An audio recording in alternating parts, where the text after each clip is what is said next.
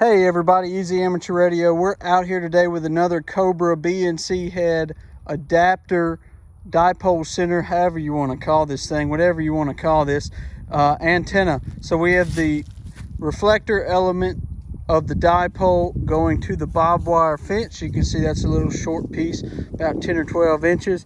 And then at about 3.5 feet above the ground, you can follow this this orange wire, and that is the radiating element.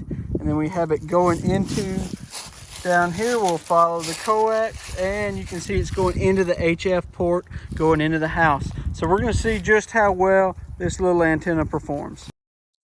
So this test was done at about 69 watts, and this is 20 meters at about 4 p.m. All these are in 4 p.m. I am in the state of Louisiana. I'm pretty impressed with 20 meters. This is 17 meters. You can see I got into Europe. This one really surprised me. I don't see a lot of 17-meter action around here, but this one really showed I was getting out. This is pretty typical for 15 meters, upper northeast corner, and then west coast. Pretty typical 15-meter propagation at about 4 p.m.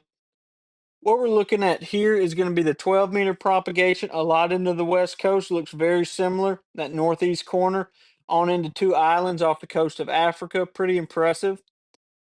This is what I was really impressed with. This was 10 meters at about 4 p.m. Again, all done on the same day, same power. Australia, South America, West Coast US. Very impressive. Right here, this is 40 meters done at about 8:30 p.m. local time. And you can see northeast US, a little bit to the west coast, but it wasn't quite dark.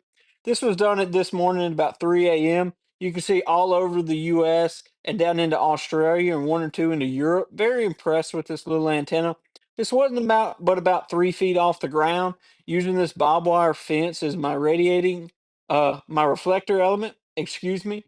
And I was pretty impressed with the little Cobra Head connector. It always impresses me what you can do with these antennas. You don't have to have some big, massive tower to make HF contacts. This test was done at 60 watts. Don't overcomplicate it, guys. 70